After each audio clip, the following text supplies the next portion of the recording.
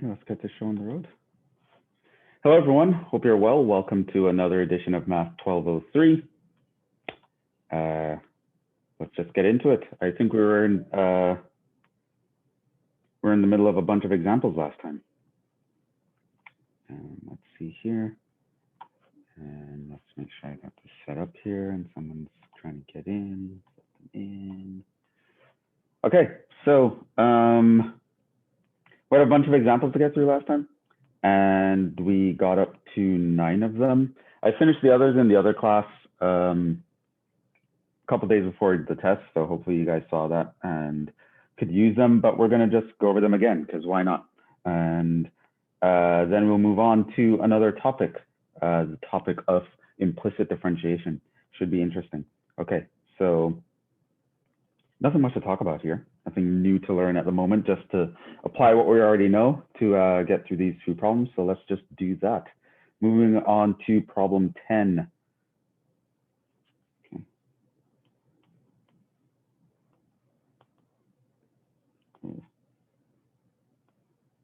Y equals e to the x ln x. Okay. So want to differentiate this. Notice that this is a product of 2 functions. Also can't really simplify that because there's no like little algebra rule that's going to allow us to simplify that. If a log is plugged inside of an exponential and an exponential is plugged inside of a log, we could simplify. But if they're outside of each other, multiplying each other, we can't. So it just makes sense to jump into the product rule here, where we know that the product rule is the derivative of f times g is f prime g plus f g prime. So that's what we're going to do. You differentiate the e to the x, leave the ln, plus you leave the e to the x and differentiate the ln. And that would be that. So that's the answer.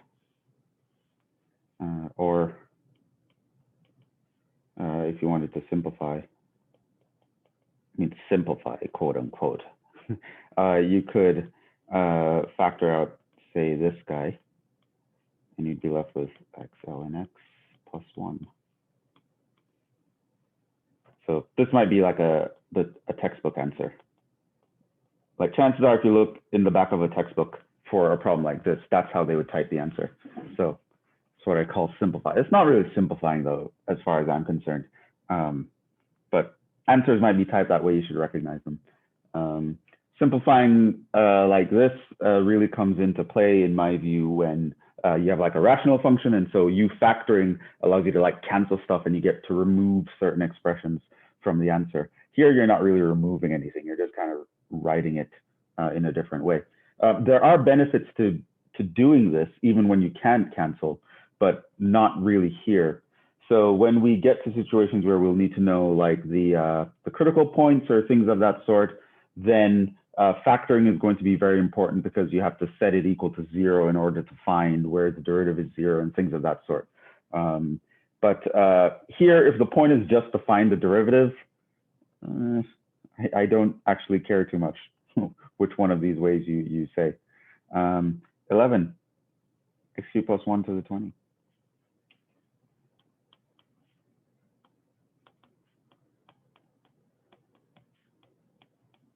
Now, of course, we don't want to expand this, but we do have an inside function here.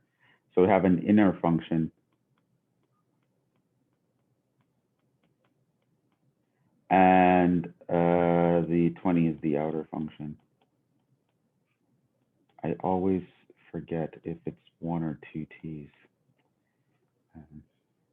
So you have an inner and an outer function. Something is being raised to the 20th power, but that something isn't just an x. It's like a whole stuff. So this means chain rule is what we want. Chain rule, very important rule. In fact, it's going to be very important for the next section, and it's been important. We derived a lot of rules like that. And so y prime is you differentiate the outer function with the power rule, leave the inner function intact, multiplied by, and I would tend to open parentheses here, the derivative of the inner function, which here it's just one thing. But if it were several things, you should be able to like multiply out. So that's where we are. So, I mean, here you can clean it up a little bit, because just having that that 3 times the 20 is kind of weird. So I would actually just multiply those, get a 60. So that's that one.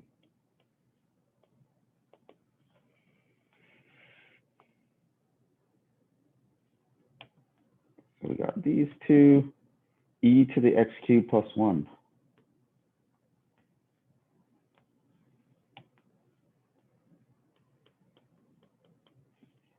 We know the rule for this.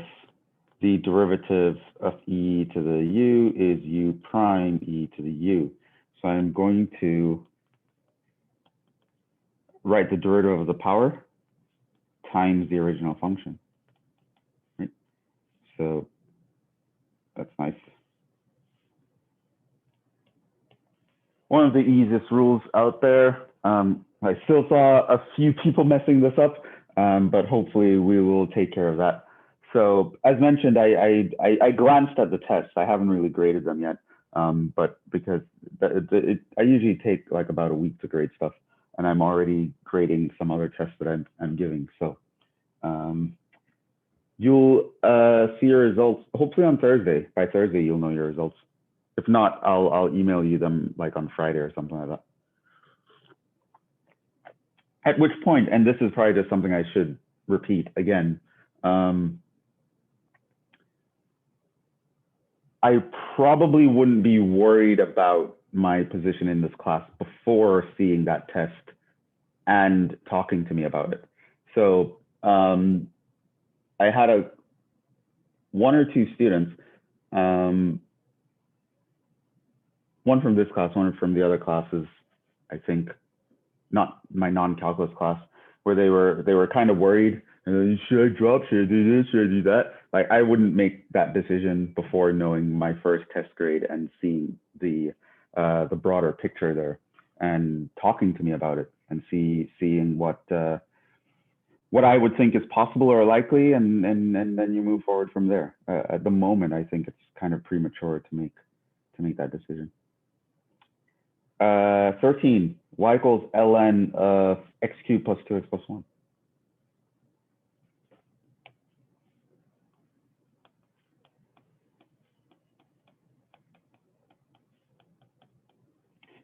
We also have a rule for this.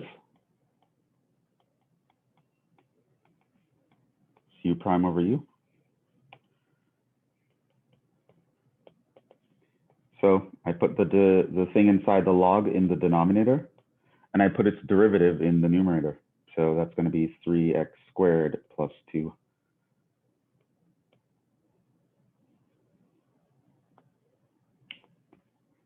That's it. Nothing really much to talk about there. Square root of 2 minus x to the 4th.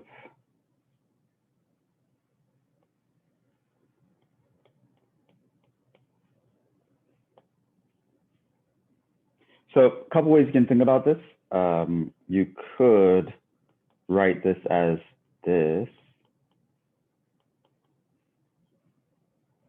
and do power rule.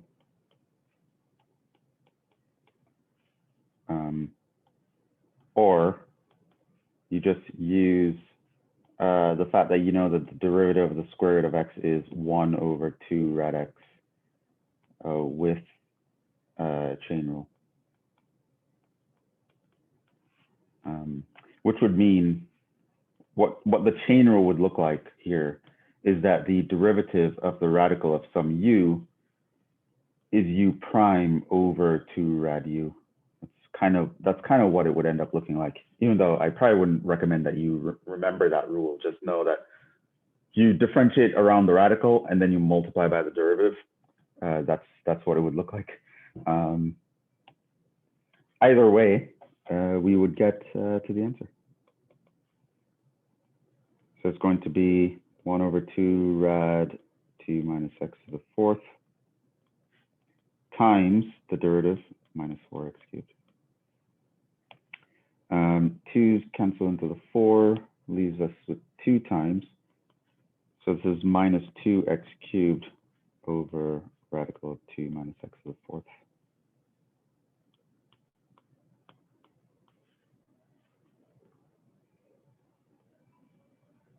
How it would look the other way.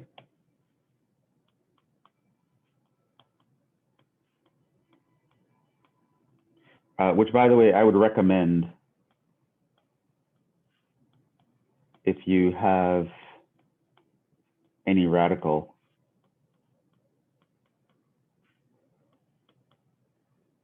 other than the square root.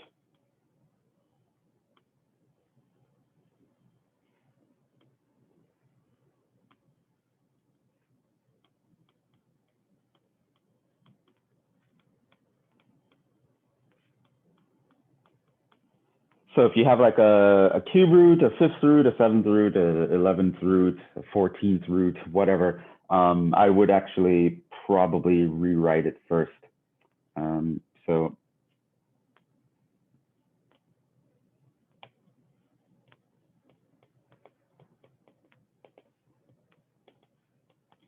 because the rules we have powers in them.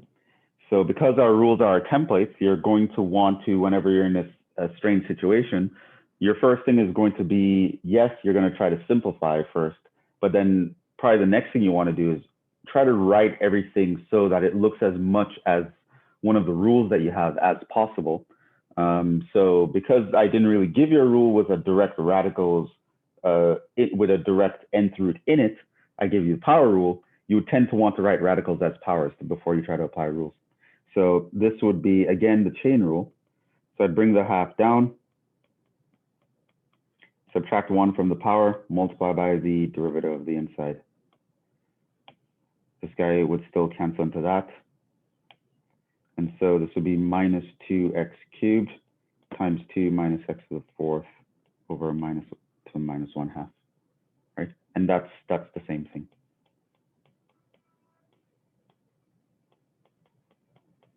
Right, same thing we had up here.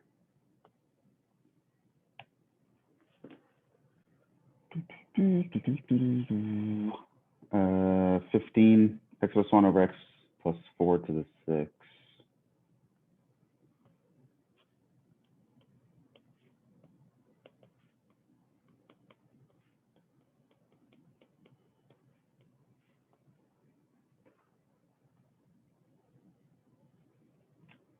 So here, wouldn't really worry about simplifying, even though technically we could a little bit. I would just jump into the quotient rule.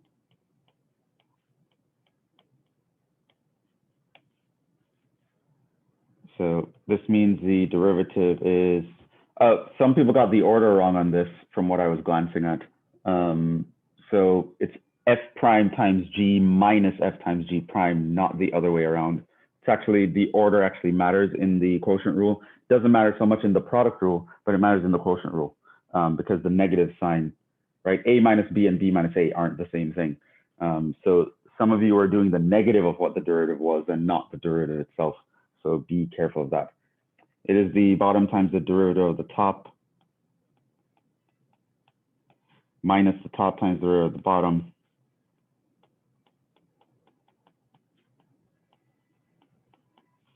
over the bottom squared.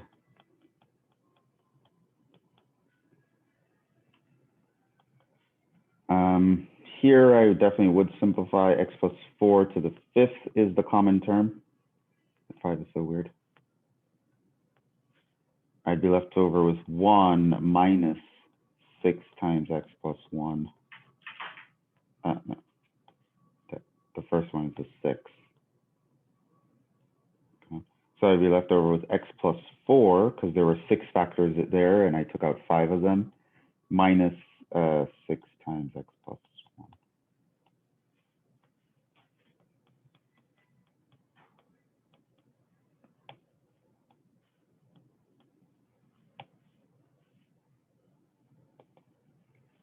And here we have like x plus 4 minus 6x minus 6. So you pretty much have on top, you have minus 5x minus 2.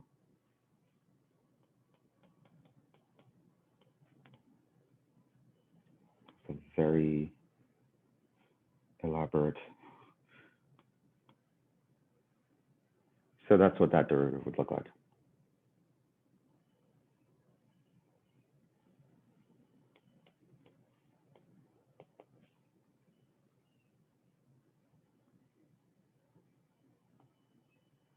Let's see here, x over x e to the x cubed.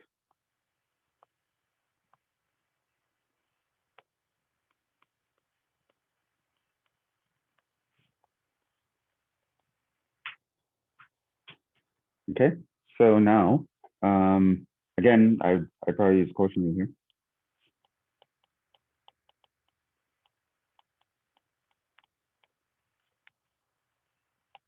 And so this is y prime equals bottom times the derivative of the top minus the top times the derivative of the bottom over the bottom squared.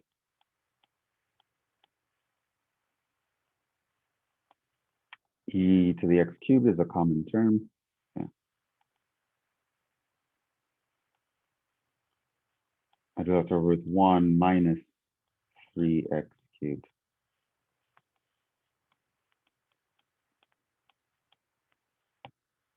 Just cancel into that.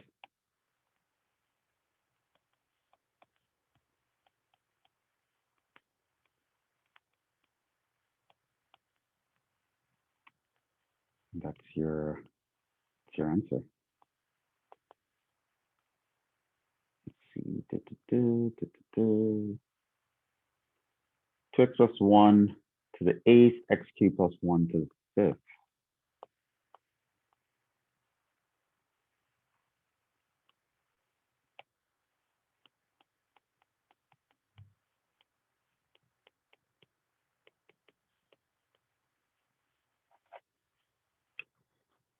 Okay, so product rule here, but obviously, so this here is f and g. Really simplify those. I don't want to like multiply these out and then recombine the x's. That's not going to be any good.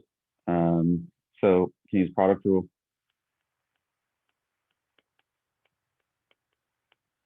And just, of course, you should note the chain rule is needed to find f prime and g prime. Okay, so let's actually jump into that. Derivative. Differentiate the first one, leave the second. So I'm going to take 8 times 2x plus 1 to the 7, leave the second, plus I'm going to leave the first.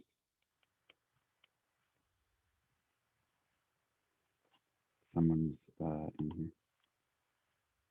Plus I'm going to leave the first, differentiate the second.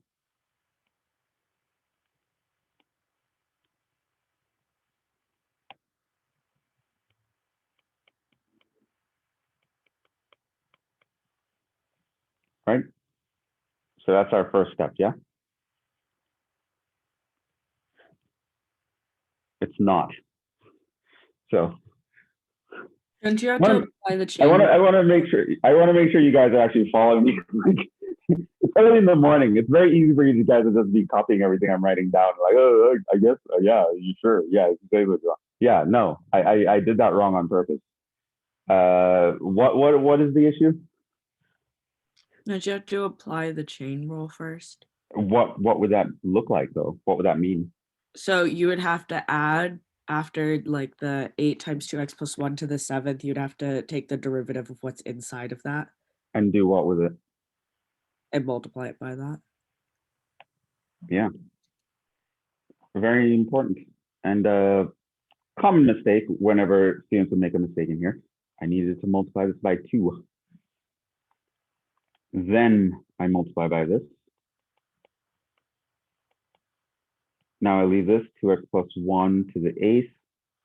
This is 5 times x cubed plus 1 to the 4th. And then I have to multiply by what?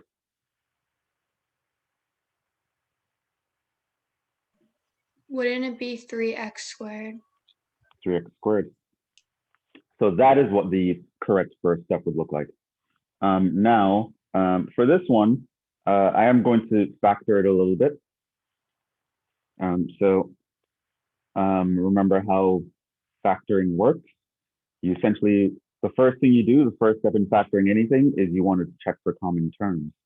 All right, so this is step one in the factoring scenario. So 2x plus 1 is common.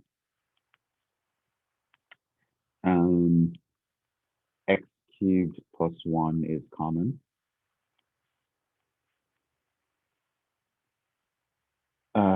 Anything else common? No, not really. Right? So what you do is you find the common terms and you pull out the common terms to the lowest powers to which they appear. So I have 2x plus 1 appearing in all terms. The lowest power is 2x plus 1 to the 7th. So I will pull out a 2x plus 1 to the 7th.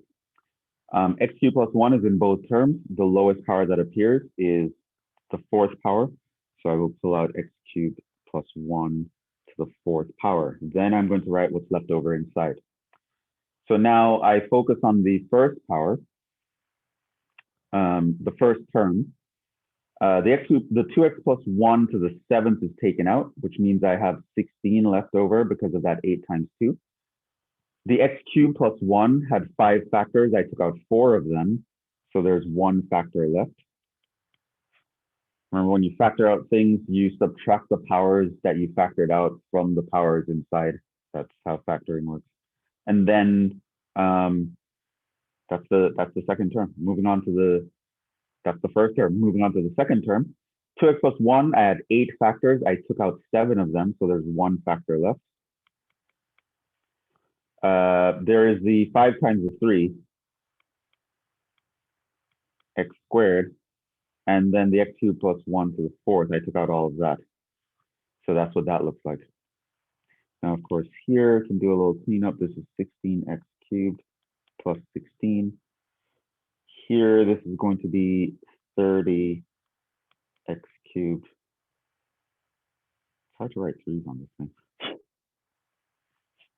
Yeah. 30x cubed plus 15x squared. So now I just recopy this, 2x plus 1 to the 7th, x cubed plus 1 to the 4th, and I would have 46x cubed plus 15x squared plus 16. And being able to write it like that is nice, because like I said, there are going to be times when we're concerned with finding critical points, setting the derivative equal to 0 and things of that sort. And this final form is definitely more convenient for that than the original answer, which is like the line with the colors. Yeah.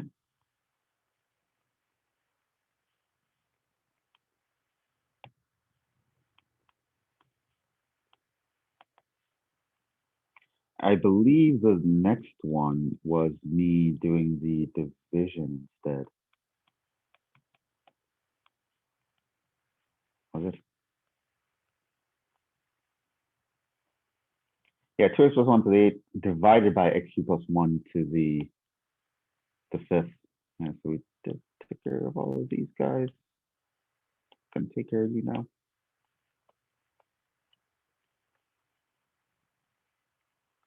Okay, so we have that. Gonna jump into the quotient rule, of course.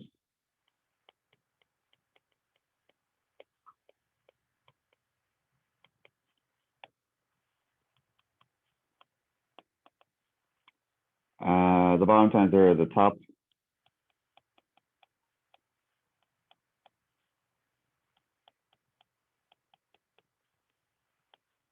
Minus the top times 0 at the bottom.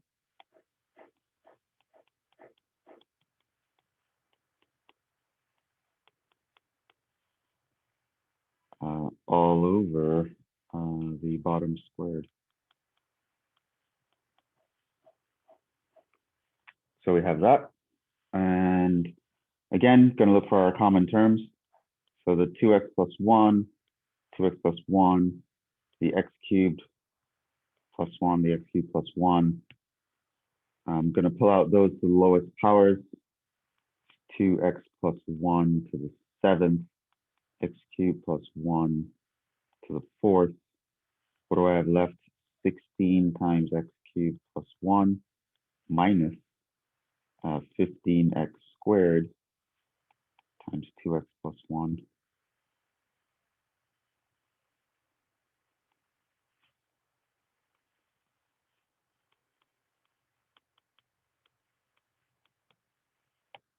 So this cancels into 4 of those, leaving 6 of those. This inside here is 16x cubed plus 16. Here it's minus 30x cubed minus 15x squared.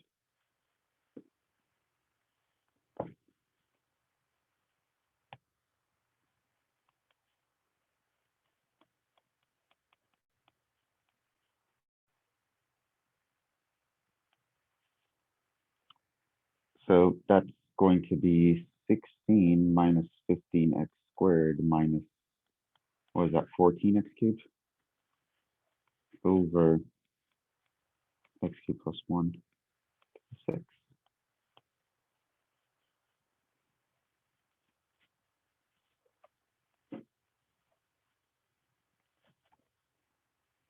Hopefully there are no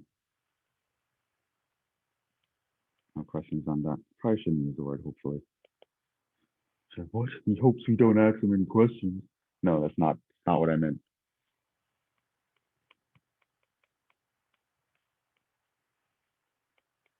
Just how it came out. It's not what I meant. Should have questions. Questions are good.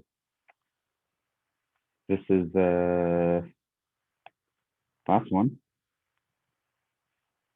for now. Okay, so what do we do for this one?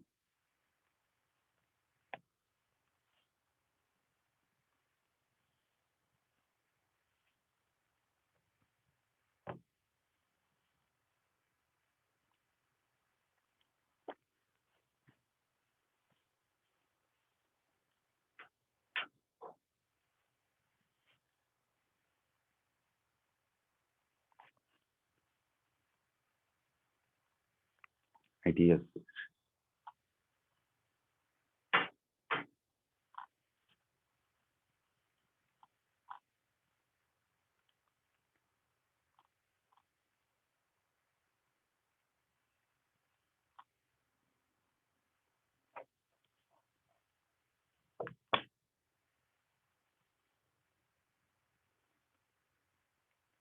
Anyone there?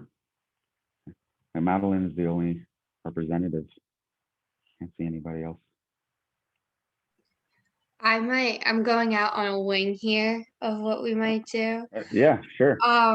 But for like the 2x plus 1 to the 8th over x cubed plus 1 to the 5th, couldn't we use the quotient rule, but then like for everything together, use the product rule? The product rule. How would you use the product rule? Where would the product rule come in? Couldn't we use that? Oh, that would cancel. Like No, where are you seeing a product?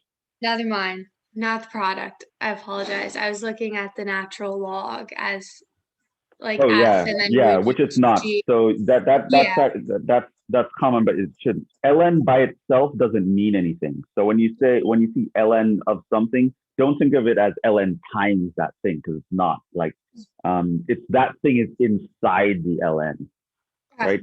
ln x is a function to itself. So it's not a product here. Yeah. I have a question. Yeah. Can you distribute the ln? What do you mean? Like, so like have it so it's like ln of 2x plus 1 to the 8th, blah, blah, over ln x cubed plus 1 to the 5th. So like this, Like distribute it, yeah. Does that work or no?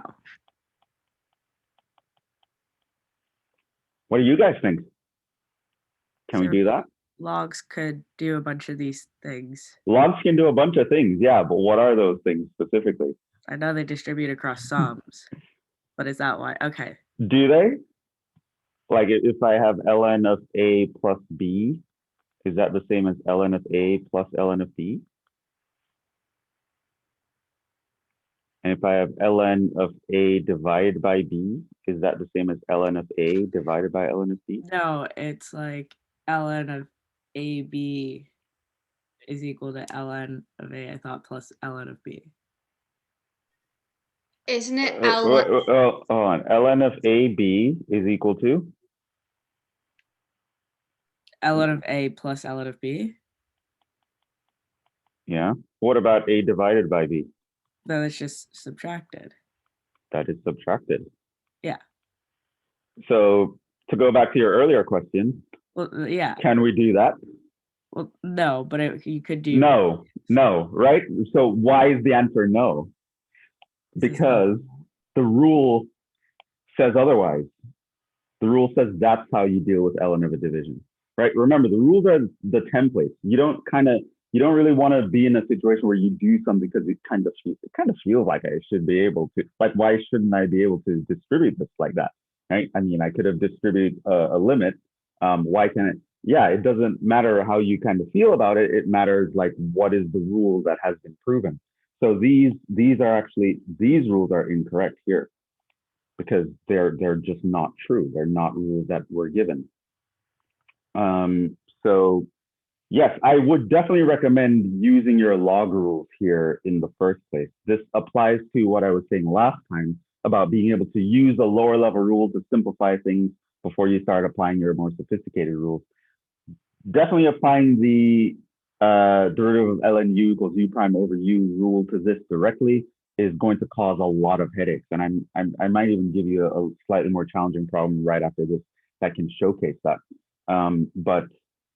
Yeah, once you realize that, oh, there's an ln here, and ln's do a bunch of stuff, as Sarah said, now you're going to start to think about, well, what are those things that it does?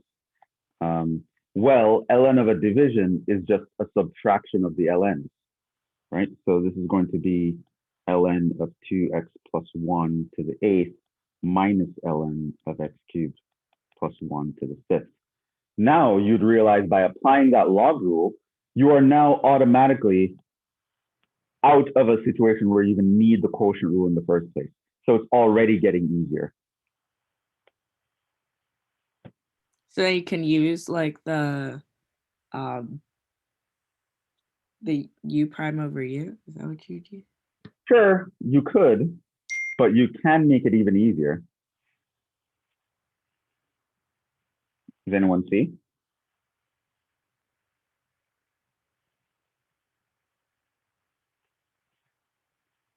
You just take the derivative. I don't know. No, I mean, make it easier before taking the derivative.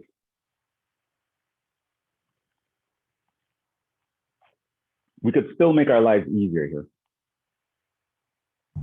Can you bring the exponents in front of the... You can bring the exponents down.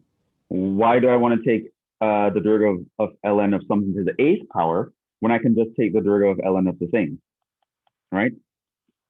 Why kill myself with the 8th power, having to do a chain rule within a chain rule, essentially, right? So the derivative of ln, the rule that we know, has a chain rule in it. So the derivative of ln u is u prime over u. That's me applying the chain rule to the derivative of ln x formula. But if I have the 2x plus 1 to the 8th, you can appreciate that your u prime there is going to need the chain rule as well. So I'm kind of doing a chain rule within the chain rule. U prime in that rule would need the chain rule inside of it, which is not terrible, not crazy in general, not weird in general, but it's harder than it has to be. And so, yeah, why? If I can use the log rule to my advantage to get rid of the situation where I would need the chain rule, why not do that? Why not get rid of the 8th power so I don't have to think of it as an inside function and an outside function? right? It's just a 2x plus 1. It's not a 2x plus 1 plugged inside of something else, right? So we can go there. And now, finally, I can take the derivative, right? Notice that here, it was just y, right? Like I'm not actually doing anything. I'm just simplifying, rewriting it in a more convenient form. And then when I'm ready to take the derivative, that's when I put the y prime. So now it's going to be, well, 8 times u prime over u minus 5 times u prime over u.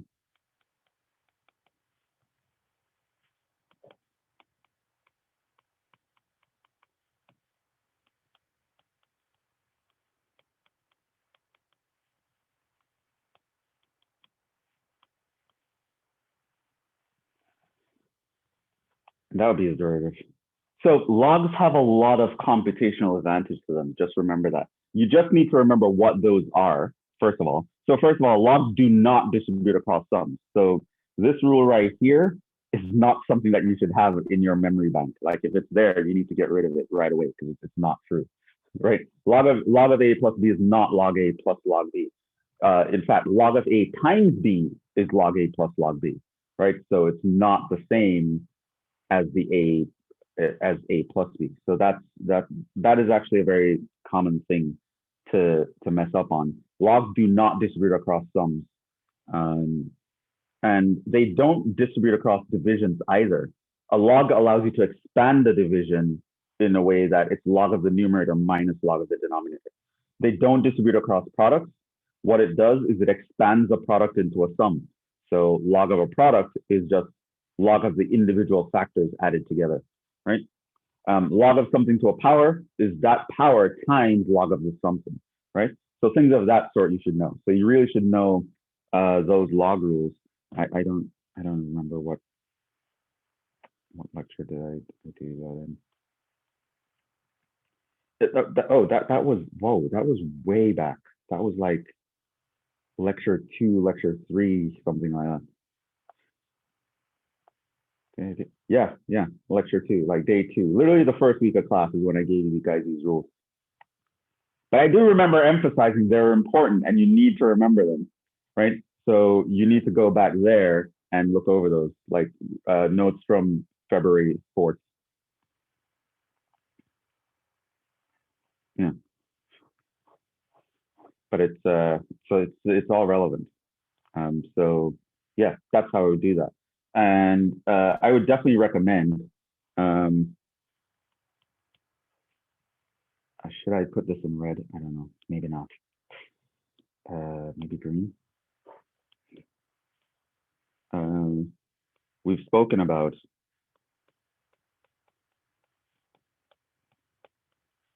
simplifying before applying calculus rules.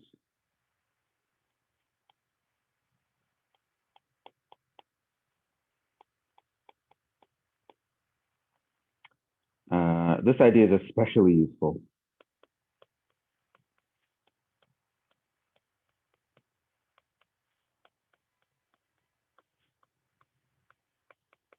when it comes to logs, as they have very nice,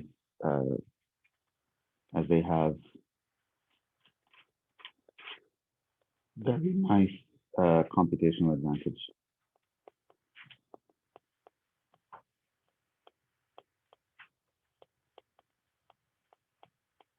Right?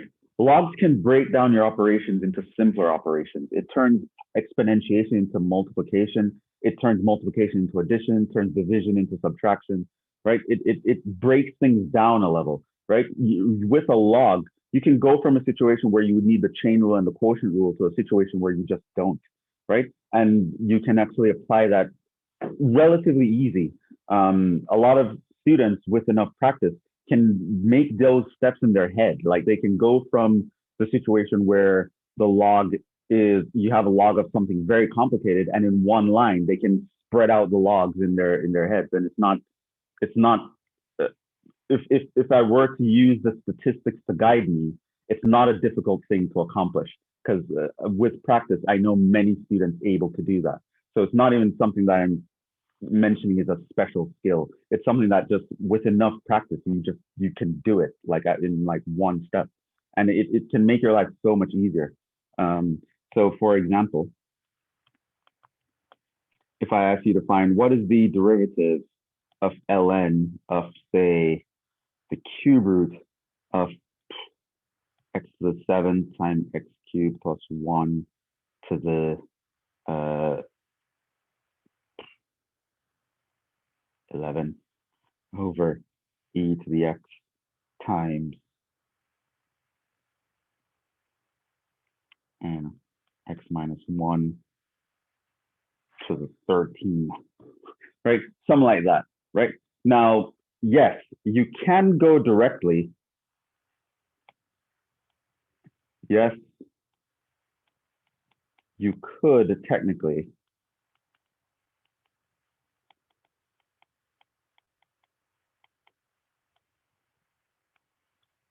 use the derivative of ln u is u prime over u.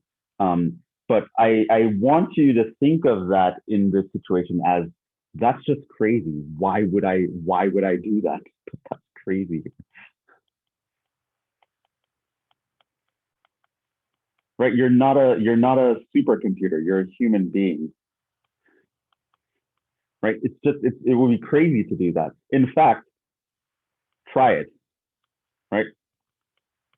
I'm not going to do it because even I don't want to go through it. And I'm the math teacher, right? Like I don't want to do this for you directly. Like I'm not going to have fun doing this for you, right?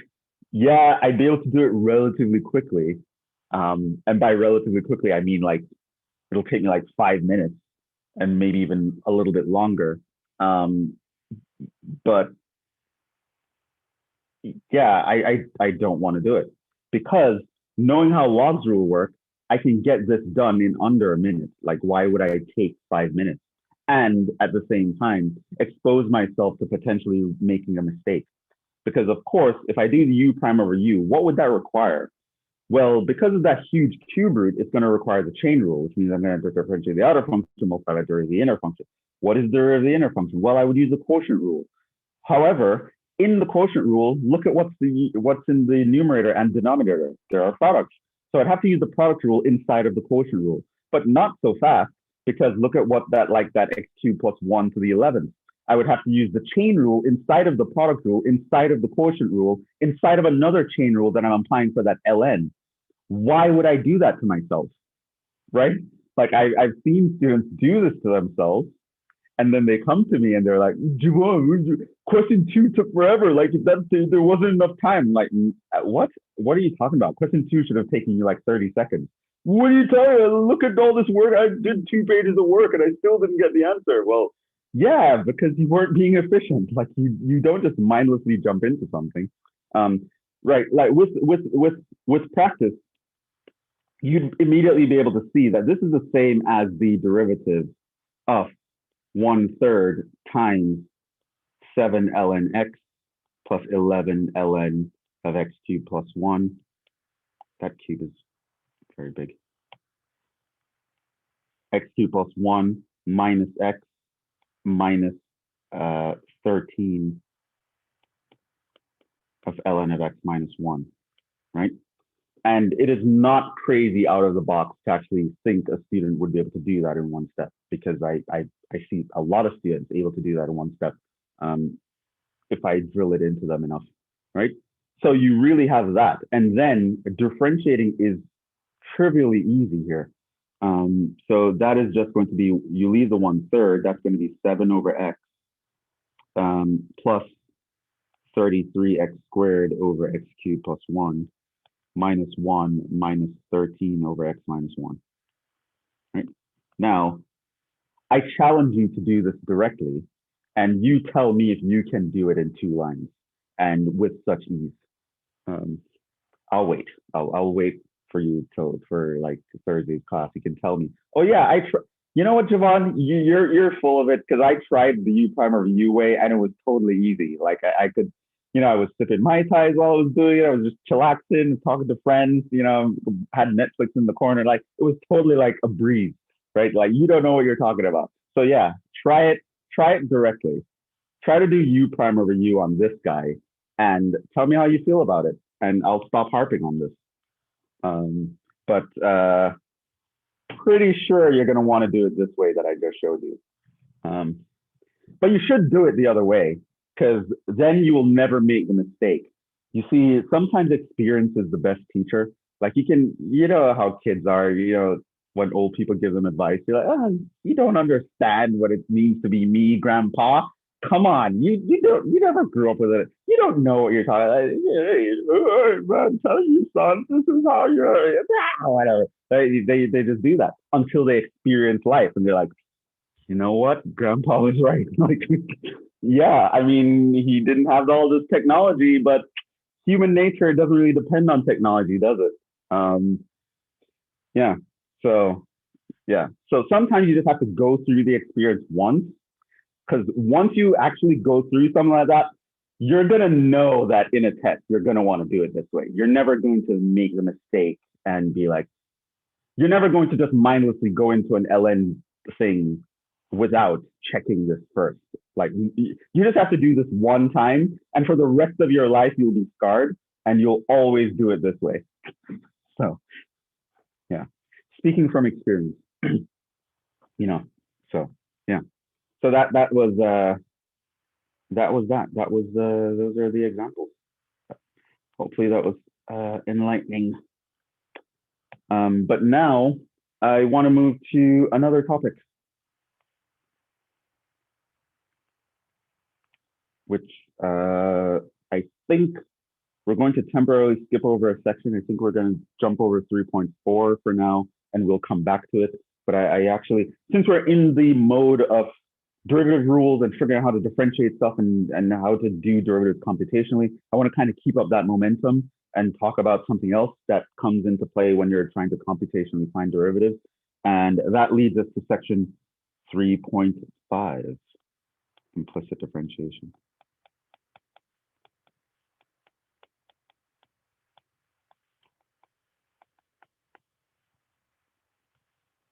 So this was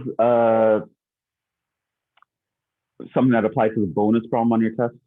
So if you read ahead or you watched the other lecture that I gave for the other class prior to your exam, we touched on this a little bit, but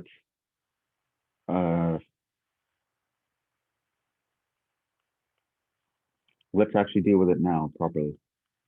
There's something called log differentiation, short for logarithmic differentiation, but no one calls it logarithmic differentiation. We just call it log differentiation. It's not something different. It's just an application of implicit differentiation, where you use logs to make it easier, because logs make your life easier. Sometimes even when you don't have a logarithm, if you have something like this huge mess and you don't have a logarithm, there's a way to put in the logarithm to do the derivative easier and then remove it afterwards, right? Which is what log differentiation is about. So that's what I'm going to show you. Probably won't get to that today, but we'll get to that next class. So we're going to do implicit differentiation, log differentiation. So what is implicit differentiation? What is it about? So let's actually talk about that.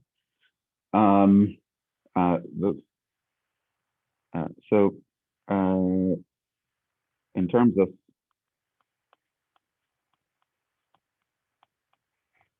formulas, there are two main ways to describe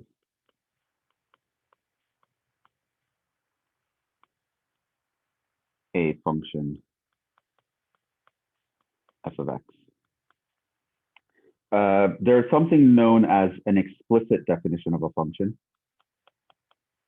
Oh, geez, we're moving into rated R territory. Okay, it's explicit warning. Okay, so this means you have y equals f of x. In other words, it's what you've known since you were, taking math classes and you learned about functions, right? It just means you write y as a function of x. What does that mean? There is some formula that may or may not involve variables, but it will, if it does involve a variable, it will only be x's. So things like y equals 5 is an explicitly defined function. Y equals x squared is an explicitly defined function. Y equals x plus 1 over x minus 4 is an explicitly explicitly expressed function. Y equals x cubed e to the x is explicit, right? It just means you have y equals something with only x's in it, or something with no variables in it at all, which is what we call a constant function, right? So just the kind of function, the kind of expression that you're really used to when you think of a function, you think of functions in this way usually.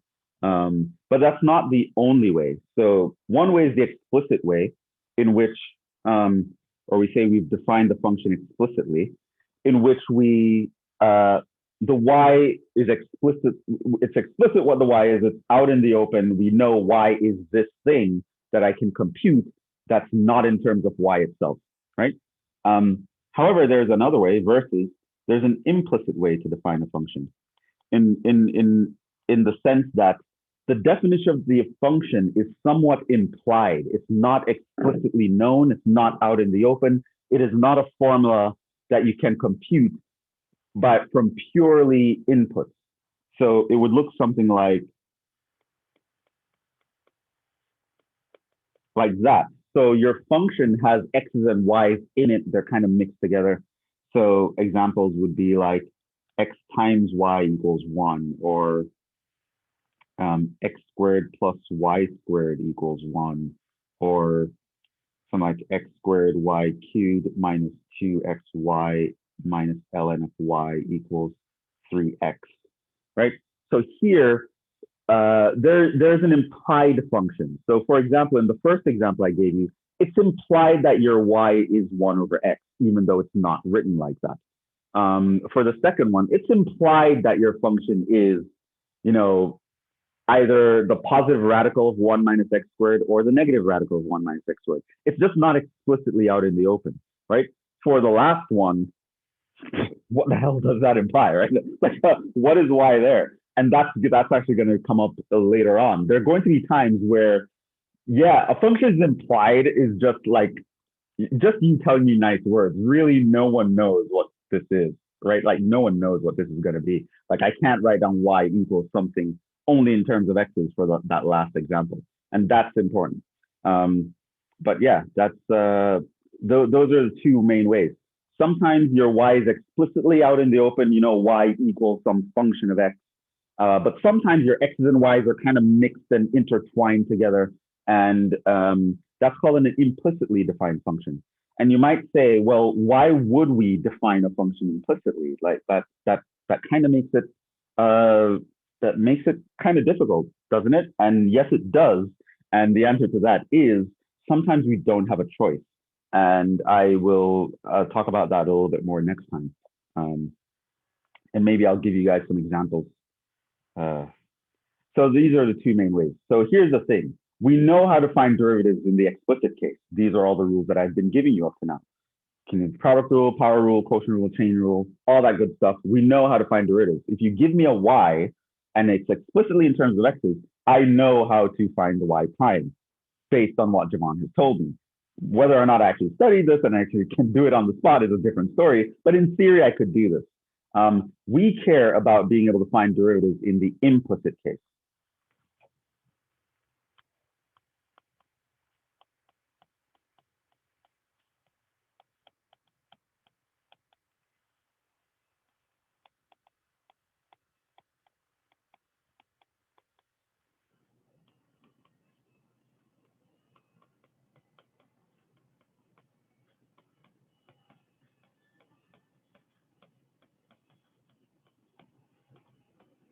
Now we're concerned with finding the derivative.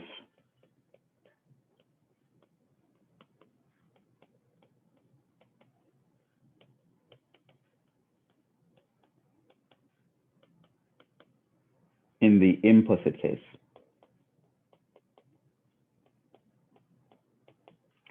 So, like I said, mathematics is about abstraction. Sometimes you might not care about functions or graphs or anything like that, but in the real world, the function always represents something. The x's and the y's, they represent something that we care about. You know, so I've given good and morbid examples before. The x's and y's could represent things like profit and price. They could represent things like the size of a tumor. They could represent things like the temperature of the earth. They could represent things that are consequential. And so if we're in a situation where we've come up with a relationship between things that we really care about, and it's really important that we understand, but they're implicitly defined. They're intermingled in such a way that we can't really separate them in a nice form, but we still want to be able to do the kind of analysis that calculus can give us. We still want to know how fast does one change in relation to the other, or something else of that sort, right? It's still very important to answer those questions. We still need to be able to find the derivative, right? So just because our function is implicit doesn't mean like, oh, I guess we can't do calculus anymore. Let's be fine with that. No, we still want to be able to do calculus because calculus is super important. So now the question is, how do we do that in this case?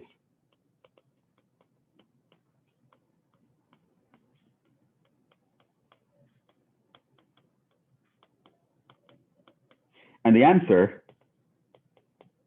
is the chain rule. Chain rule to the rescue yet again. Okay, so let me actually show you some illustration of what I mean here. Okay, so I'm going to give you a bunch of things, and we're going to find the derivative of these expressions, and we're going to do it without even knowing what function we're looking at while we're doing it. So it's going to be interesting, kind of meta, kind of out there, but we'll survive. Trust me, I'm here. So don't worry, you're not good. Everything will be fine. I'm here. So let's look at some things like this. If I wanted to find the derivative of f of x, what would that look like? What if I wanted to find the derivative of x times f of x, right? And I'm not even telling you what the f of x is. That's just like, what would that look like? What if I wanted to find the derivative of f of x squared? Like, what would that look like? Let's say I wanted to find the derivative of, I have another example here, f of x over x, right? I want to find the derivative of that guy. What would that look like? And you might say, what is f of x? Like, I'm not going to tell you. Like, we don't really know. Its definition is implied. So it's implied by whatever is going on in the time. Okay, so how would you actually go about doing all of this? Well, the first one, well, what is the derivative of f of x? Well, it's f prime. That's what it is. Whatever f of x is, I'm just going to take the prime. That's what it is. Okay. All right. Okay. All right. I see you. I mean, I can't complain at that. I really didn't give you a lot of information there, so I can't be upset at that. All right.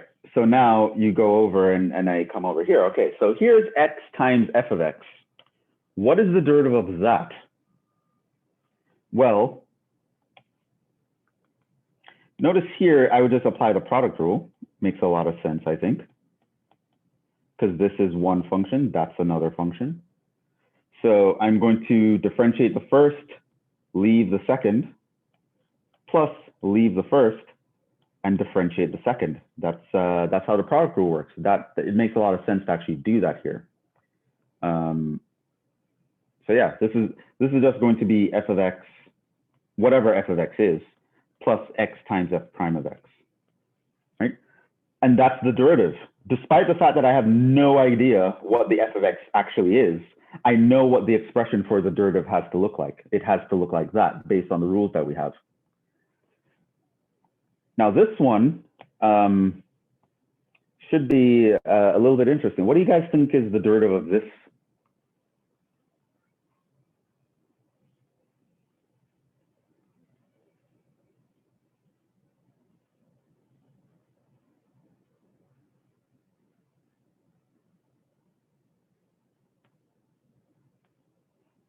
ideas for this one? Would you use the chain rule? You would use the chain rule. How would that apply here? What would that look like? What would the derivative look like here? 2 f of x times f prime of x. Times f prime, right? Now, the f prime appeared because you used the chain rule. By the way, that is actually the same reason why it appeared over here, right? But it was too simple for you to notice. It's kind of like in that situation where you can apply a chain rule anytime, but then you end up multiplying by 1. Sometimes the chain rule is applied so stealthily that you don't even notice. But we've been applying the chain rule the whole time. In a similar vein, I would apply the quotient rule with the chain rule here as well.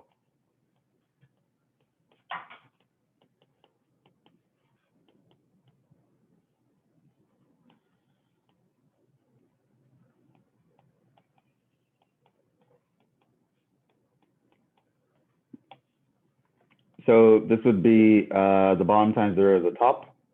The derivative of a variable is just 1, but then I multiply by the derivative of the inside function, which is where the f prime comes from. Minus the top times the derivative of the bottom over the bottom squared. And that would be that. That would be the derivative of the expression. Now, what I want you to do is to compare this to another thing. Compare it to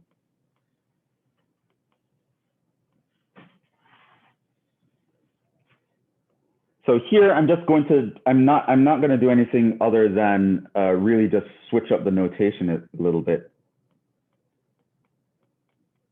Replacing f of x with y, because y equals f of x, right? So going back to the first situation, how I can look at this is if I wanted to differentiate a y, the answer is going to be y prime because the derivative of f is f prime.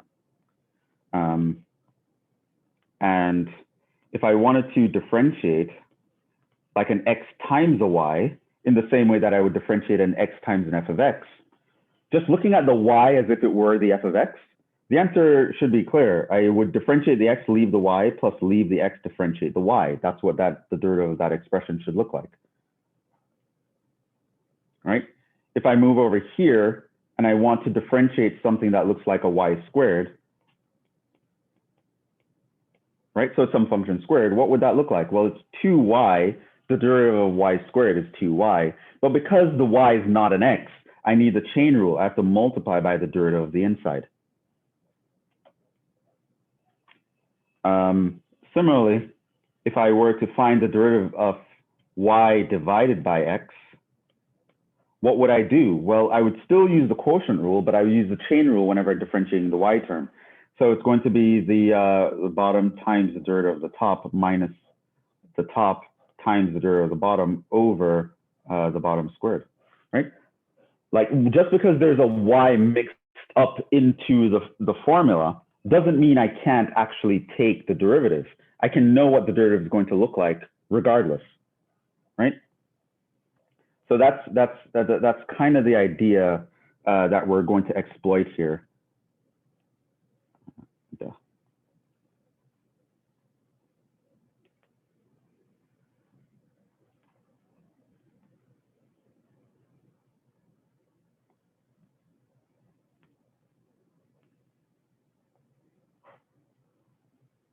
Okay, so that's the idea.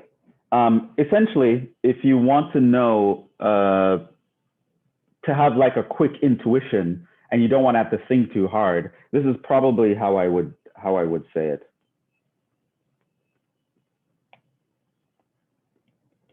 Intuition behind the above.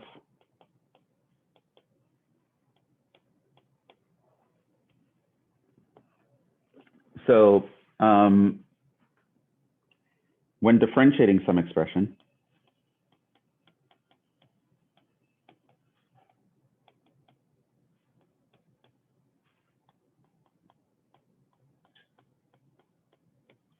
you first want to,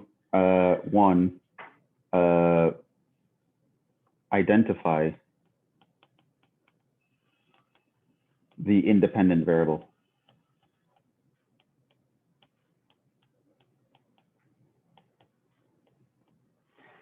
How do you identify the independent variable? Well, in dy dx, the independent variable is the guy on the bottom.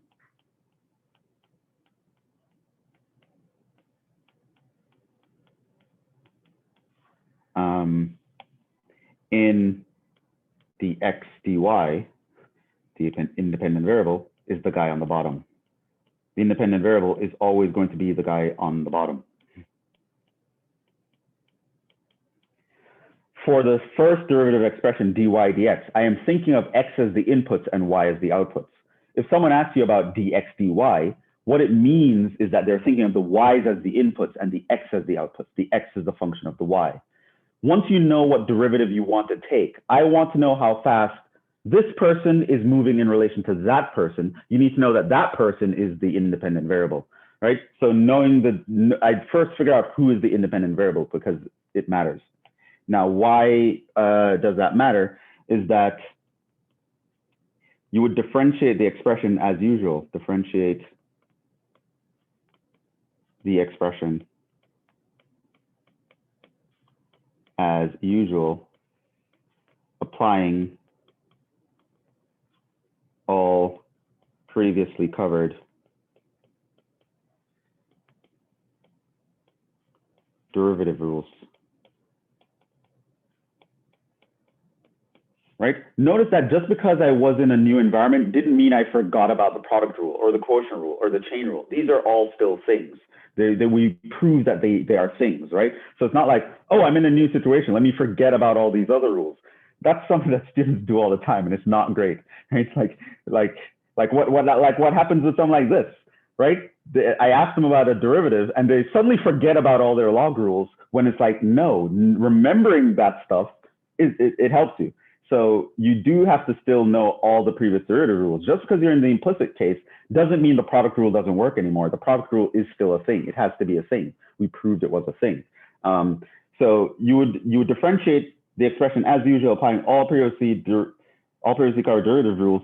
But here's where the difference comes in. When you differentiate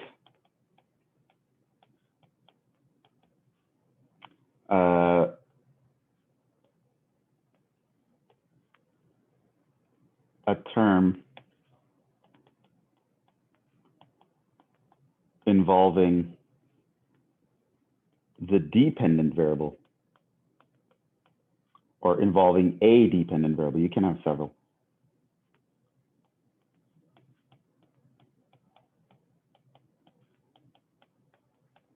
You must multiply by its prime or derivative. Why? Chain rule is why. Right? So, for example, when finding dy dx for some expression, differentiate as usual,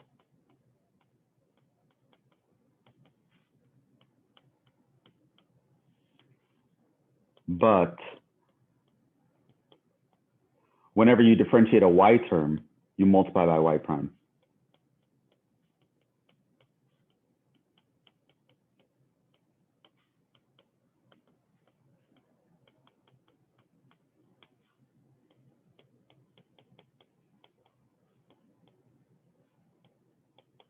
Because how we look at that y is it's some inside function that we don't know what it is. It's some f of x that we don't know. But just because we don't know it doesn't mean that we don't apply the derivative rules. What it means is you just multiply by f prime at the end, right? Because that's what the chain rule tells us to do with inside functions, right? So it's just some inside function, right? And of course, 3, you may need to solve, In most cases, you'd really. You would then solve. And this is just algebra now, because you've already done the derivative in step 2. For the y prime you desire, the desire of your heart. Okay, so that's kind of what it would look like. So I have some examples to give you, but I want you to just see a quick example of this, and then I'll let you go.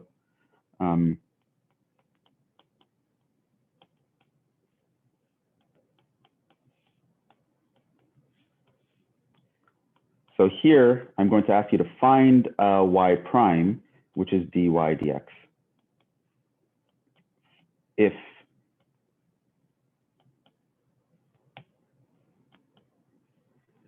let's say we have functions that just behave like this together: 4x squared plus 2xy minus 3x squared y squared plus 4 is plus 4. This is getting too long.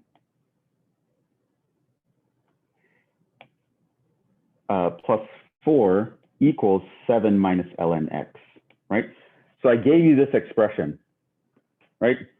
However x and y relate to each other, this is how they are when they mix together, right? If I take 4 of the x squareds plus 2x times y minus 3x squared y squared plus 4, the result is always going to be 7 minus ln of x. For whatever reason, our variables work together in this way, right? And I figured this out through some sort of experiment or something, right? Now, I want to know how fast does the y variable change with respect to the x variable? If I increase the x variable by 1 unit, how much would the y unit increase by, right? So that's sort of what I want to test. So what do I do is I would go through and I would differentiate as usual. The derivative of 4x squared is 8x plus. Now I want to differentiate the 2xy. How do I differentiate the 2xy? Well, there are two functions here. So of course, I'm going to use the product rule because the product rule is still a thing. So I'm going to differentiate the 2x plus leave the 2x and differentiate the y. What is the derivative of the y? Well, it's y prime, right? Derivative of y is 1, but the y is an insert function, so I have to multiply by the prime, right? So the product rule leaves me with that. Minus, again, here, for the 3xy squared, again, it's the product rule. I'm going to differentiate the minus 3x squared, which gives me 6x, minus, now I leave the 3x squared and differentiate the y squared. How do you differentiate y squared? We did it earlier. It's 2y y prime. Differentiate the outer function multiplied by the derivative of the inner function. What about the 4? Well, the derivative of 4 is 0, right? Because it's a constant. That rule is still a thing. The derivative of a constant is 0. The derivative of 7 is 0. That's still a thing. The derivative of ln x is 1 over x. Notice that when I went through and I differentiated at any x term, I just differentiated it based on rules that I know. Whenever I differentiated at any y term, I multiplied by a y prime, right? That's the only difference. When I'm differentiating the y, multiply by y prime, right? This is implicit differentiation, right? That's kind of the intuition behind it. You should just know, just go through differentiate normal. Oh, did I just differentiate something with a y in it? Y prime. That's basically it. Like it's like almost like an afterthought. But now, if I ask you to find y prime, this expression is not good enough, right? I need to know what this guy is. I need to isolate that. So what do? Algebra. Move things to the other side, subtract it, divide, do all the whatever algebra things that you need to do. So you need to isolate the y prime. So now what I want to do here is start isolating y prime. So I get all the y primes on one side. So here I have a 2x y prime. And then I have a minus 6x squared y prime. And then I move everyone that's not a y prime to the other side, right? So I would have a 6xy squared. I would have a minus 8x, a minus 2y, and a -1 over x. So this is my 6xy squared, the minus that I moved over to the other side. My 8x was moved over to the other side. My 2y was moved over to the other side. My 1 over x was always over the other side.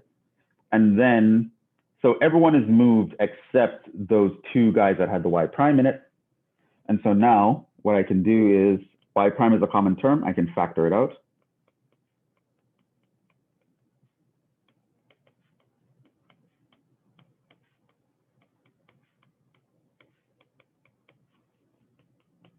And then I can just basically just divide by it. Divide by that thing multiplying the y prime, right? So all of these steps here, it's algebra. There's no calculus happening here.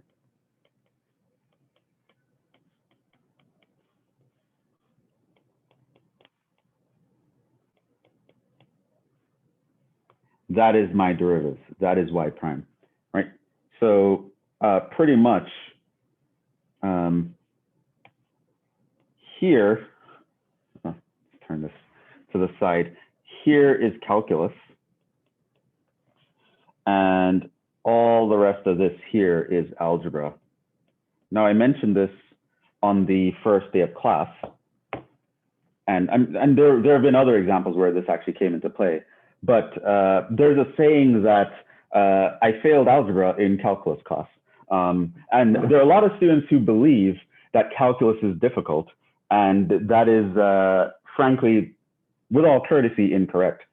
Students who fail calculus fail because of algebra, right? The algebra is the lion's share of the things that you will be doing, very typically. The calculus part is going to be, come on, the power rule, right? Just bring the power down, subtract 1. Like, it's not the hardest thing. The hard part is simplifying everything, kind of moving things where you need them to be, doing all the other stuff around the calculus. Calculus is usually going to be a one-liner. The rest of the things is algebra. So yes, you need to remember your log rules, your exponential rules, how to factor, how to solve equations, how to sketch graphs, how to do all that other stuff. The calculus is just this little thing you do in between all that. And so, yeah, but in terms of implicit differentiation, that's how it would kind of go. Notice that I didn't do anything grounding or weird here. I just put a y prime whenever I differentiated a y. That's all I did. Everything else stayed the same. And that's kind of the idea. I'll give you guys some more examples next time. But for now, we're going to wrap up there. So I have a question. yes. Yes. I'm a bit confused. Where like just in that second part where you're differentiating the things. Yes. I don't know, I'm just confused. Is it the first one you have that 2x, y, that becomes 2y, but then I don't know, I'm just confused. I don't know. Well, I mean, if I want to find the derivative of 2xy, what is it? Well, I apply the product rule. So this is one function. That's my f. This is my g. So the answer should look like f prime times g plus f times g prime.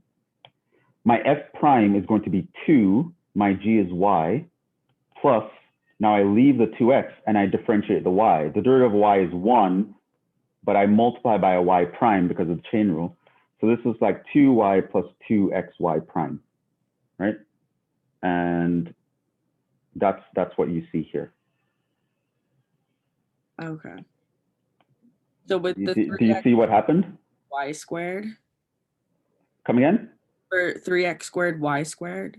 Yeah, so for the derivative of 3x squared y squared, same thing. I think of the 3x squared as f, the y squared as g. So it's going to be f prime times g plus f times g prime, which is 2y prime by the chain rule, right? And then with the negative sign that was in front, there was a negative sign here. That negative got distributed, and so you see it here and here. Gotcha. Okay, thank you. Right. So I'm just applying the product rule as usual. I just, whenever I differentiate the y thing, I multiply by y prime. Whenever I'm differentiating a y term, multiply by y prime is the idea. But other than that, nothing is different. I'm applying the same old rules. Yeah, I see that. Thank you. Yeah. Yeah, so we will stop there. And I will see you, I'll see you guys later, I suppose. Okay, all right, thank you for your time and your attention. Enjoy the rest of your day, and I will see you guys in the next one. Ciao.